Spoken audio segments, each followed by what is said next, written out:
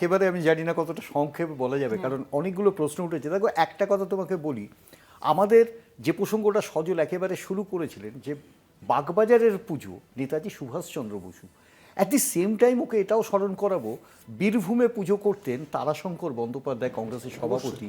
তুমি জানো শরৎচন্দ্র চট্টোপাধ্যায় দুটো পুজো করতেন, একটি হাওড়াতে এবং একটি হুগলিতে। উনি দুটো ডিস্ট্রিক্টেরই সভাপতি ছিলেন।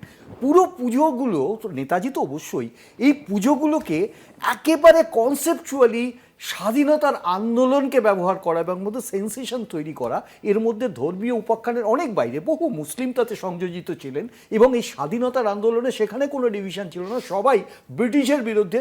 ওই পুজো অর্থাৎ পুজোকে একেবারে ঐশ্বরিকভাবে এই থিমে নিয়ে যাওয়া, যেখানে স্বাধীনতার আন্দোলন বা ভারতবর্ষ তৈরি করা এবং পরবর্তী সময় স্বাধীনতার পরেও ভারতবর্ষ তৈরি করা।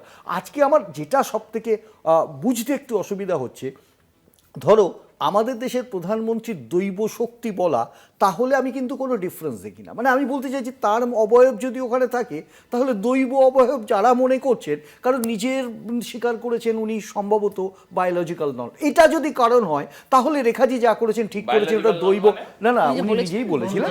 আমি আসছি ফর এ সেকেন্ড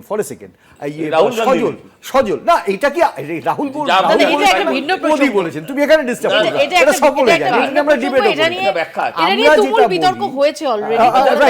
আমি তোমাকে বলি, সেক্ষেত্রে বিশেষ ভুল হয়নি, কিন্তু যদি অবয়বটাকে সামনে রাখা হয়, মোদিজির ক্ষেত্রে যদি উইথড্র করা হয়, মমতাদির ক্ষেত্রেও কিন্তু ব্যাপারটা তাই। কারণ এটা তো কোনো সন্দেহ নেই, এটা কৌশিক যেভাবে বলুক, মানে আমি ওই স্ট্যান্ড পয়েন্ট থেকে বলি, যেভাবে বলুক, আমি কেন আগের এক্সাম্পল করলাম, সেটা স্বাধীনতার একটা উদ্দেশ্য ছিল, যেভাবেই বলুক, আজকে এতগুলো পুজোতে যখন ইনভেস্ট করা হয় সরকারি টাকা, এবং প্যারালালি ওই কথাটাই বলতে চাইছি, প্যারালালি যখন সিট নিয়ে বসা হয়, এত টাকা ইনভেস্ট করলাম, আমার কতটা ভোট আসছে, কোন সভাপতিকে চেঞ্জ করতে হবে, আমরা জানি প্যারালালি কি কাজটা হয়, এটা কৌশিক অস্বীকার করতে পারবে না।